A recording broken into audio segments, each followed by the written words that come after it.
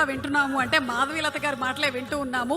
So మరొకసారి requesting you to please speak and Satyanarayana garu to please be seated. Yes.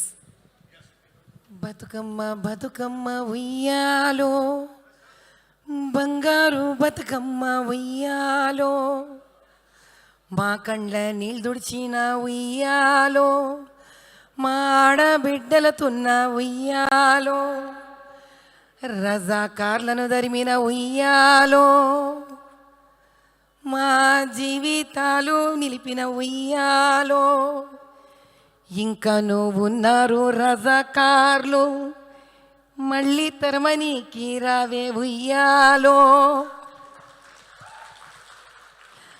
ఆడబిడ్డలని చూడరు ఉయ్యాలో, హిందూ ముస్లిం చూడరు ఉయ్యాలో, ఈ దినము కూడా ఉయ్యాలో, మా ఆడబిడ్డలు నమ్ముకుంటుండ్రు ఉయ్యాలో, బతుకమ్మ బతుకమ్మ ఉయ్యాలో, మళ్ళీ భూమికి దిగిరా ఉయ్యాలో, వేల బతుకమ్మలు రావాలే, కోట్ల బతుకమ్మలు అవ్వాలే, మా ఆడబిడ్డలు సుఖంగా ఇంకా బతకాలేవో ఉయ్యాలో.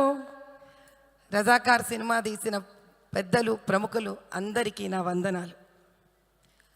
రజాకార్ సినిమా చూసినప్పుడు తీసేవాళ్లకు కేవలం అది సినిమా అని అనుకోవచ్చు ప్రజలందరూ, కానీ కాదు.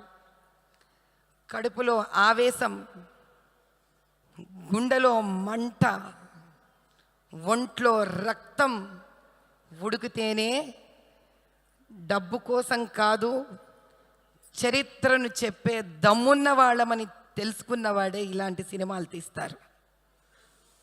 ఈరోజు ఎవరు పడితే వాళ్ళు పుస్తకాలలో చరిత్రలను గత 75 ఏళ్ళ స్వాతంత్రంలో కూడా మార్చేశారు.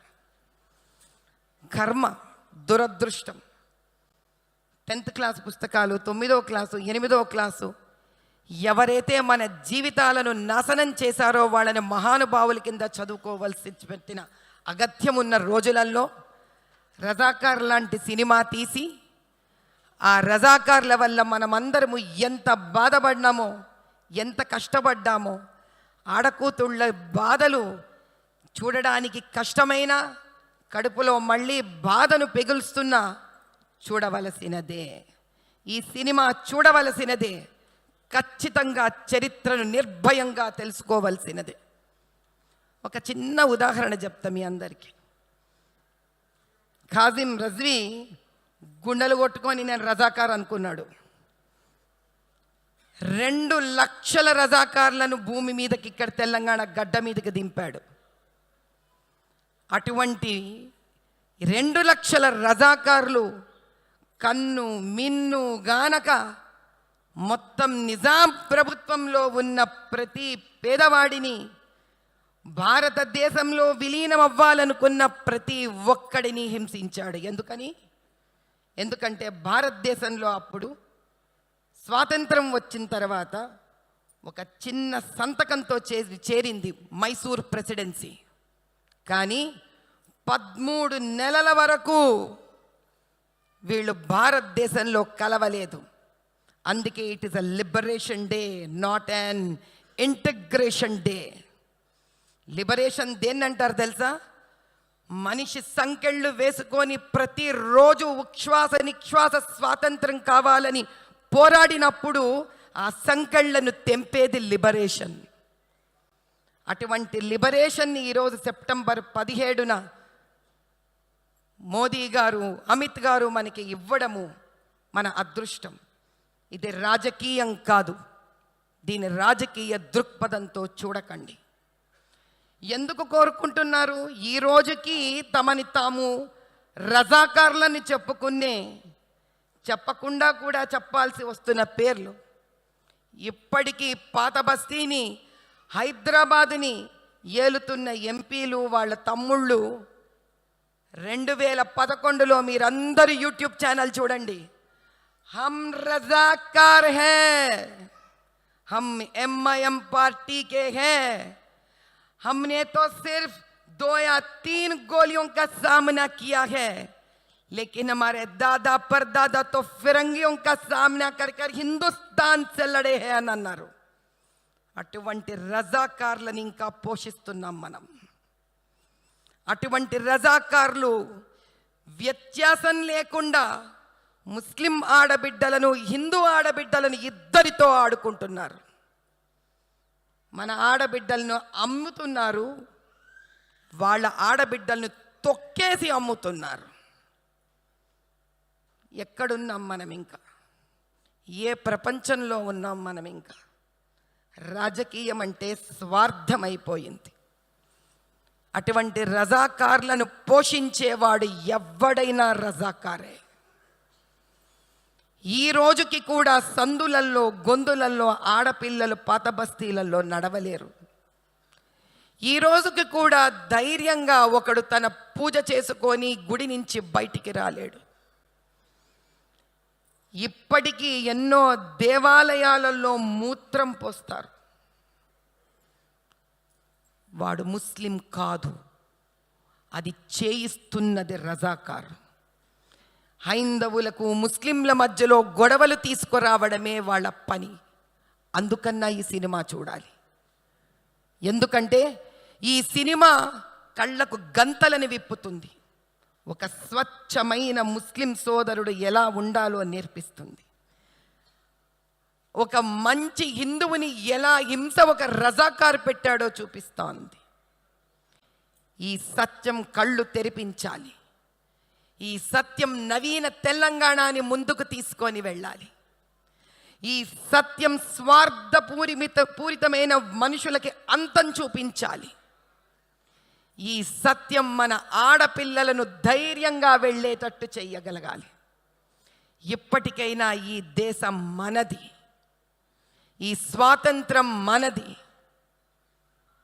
లిబరేషన్ అని రాస్తే చరిత్రను మార్చేస్తామేమో, చరిత్రను నిజమైన చరిత్రను చూపిస్తామేమోనని వాళ్ళ భయం. అందుకే వాళ్ళకి లిబరేషన్ అనే పదం వద్దు. ఈ రోజు వరకు మనమందరం అమాయకులం. అందుకే మన చరిత్ర ఎవడు పడితే వాడికి కావలసినట్టు రాసేశాడు. ఇష్టం వచ్చినట్టు వేదాలు వాడిచ్చాడు వీడిచ్చాడు అని చెప్తారు. మన సంస్కృతిని మనకే ఎవడో తెచ్చిచ్చాడని చెప్తుంటారు. ఇంకా ఈ డ్రామాలు జరగవు. ఎందుకంటే రజాకార్ సినిమా తీసేలాంటి యోధులు తయారయ్యారు కాబట్టి. చరిత్రను నిర్భయంగా పుస్తకాలలో రాయలేకపోయినా పిల్లల కోసం సినిమా ద్వారా ఒక నవీన చరిత్రను సృష్టించగలరు కాబట్టి దానికి కలేజా కావాలి. పెద్దలు ఇప్పుడే మాట్లాడినట్టు అట్లాంటి కలేజా తెలంగాణ గడ్డ మీదనే దొరుకుతుంది మనకి. ఈసారి మాత్రం ధర్మయుద్ధం జరగాలి. రజాకార్లు పూర్తిగా అంతమవ్వాలి. యువతులు దేదీప్యమానంగా ధైర్యంగా నిలబడాలి. వాళ్ళు తలుచుకుంటే చదువులు రావట్లేదు. రజాకార్లు తలుచుకుంటే అభ్యుదయం ఉండట్లేదు. ఎంత విచిత్రం చూసారా? తెలంగాణ రాష్ట్రం అంతా ఒక ఎత్తు, కేవలం మా పాత బస్తీ మాత్రమే ఒక ఎత్తు. ఈ రోజుకి చరిత్ర చెప్పకనే చెప్తుంది ఒక రజాకారు ఉంటే అక్కడ ఎలా ఉంటుందో. అటువంటిది అన్ని ఏండ్ల క్రితం 2000 రజాకార్లు వస్తే ఈ భూమి ఎంత రక్తం చిమ్మింటుందయ్యా. ఇక్కడ తల్లులు ఎన్ని మనభంగాలకు లోనయ్యారయ్యా. ఆ తల్లులను తిరిగి తెచ్చుకోలేము, ఆ యోధులను తిరిగి తెచ్చుకోలేము. కానీ వాళ్ళు పడ్డ బాధలు, వాళ్ళ కంటి నీరు గౌరవించడానికి ఒక్కసారి ఆ 2.5-3 గంటలు ఆ బాధ మనము అనుభవిద్దాం. ఆ బాధ ఏంటో చూసి తెలుసుకుందాం. ఒక్క చుక్క కంటి నీరు వాళ్ళ కోసం ఈ సినిమా ద్వారా రాలుస్తాం. అంతకన్నా వాళ్ళకి ఇవ్వవలసిన అంజలి వేరొకటి లేదు. ये सभी का धर्म बनता है कि जिन रजाकारों के वजह से इस गढ़ का हर औरत, हर बच्चा, हर पुरुष जिस प्रकार का जीवन उन्होंने देखा है, जिस तकलीफों का सामना उन्होंने किया है, हम तो उनको वापस तो ला नहीं सकते, लेकिन इतना तो दायित्व हम सबका बनता है और धर्म बनता है कि हम 2.5-3 घंटे सिनेमा देखकर आंसू तो बहाए उन लोगों के लिए, अंजलि तो घटाए उन लोगों के लिए, श्रद्धा तो दिखाए उनको। मैं तो कृपया करके मैं सभी से विनती करती हूँ, नमन करती हूँ सबसे कि इसको कोई कमर्शियल के रूप में मत देखिएगा, तो हम भी कोई कम नहीं होंगे, नीचे गिरकर ऊपर उठेंगे, चरित्र को ऊपर उठाएंगे, सच्चाई को सबके सामने लेने का हिम्मत दिखाएंगे। सिनेमा बनाने के लिए तो बहुत हिम्मत चाहिए, हमको देखने के लिए सिर्फ 3 घंटे चाहिए। वैसे तो साथ में साथ पॉपकॉर्न भी मिलता है, खाइए मजा से, सिनेमा देखिए और उसके पीछे जितना तकलीफ और कठिनाइयाँ उन लोगों ने सामने की है उसका कदर कीजिए। ఈ సినిమాని చూడడం ద్వారా ఈ తెలంగాణకు నిజమైన అంజలి ఘటించిన వాళ్ళం అవుతాం। జై బోలో భారత్ మాతా కీ। Thank you so much Madhavilatha garu for your very inspirational speech. Thank you very much. And అలాగే ఇప్పుడు వేదిక మీదకి ఈరోజు మా ఆహ్వానాన్ని మన్నించి ఇక్కడికి విచ్చేసినటువంటి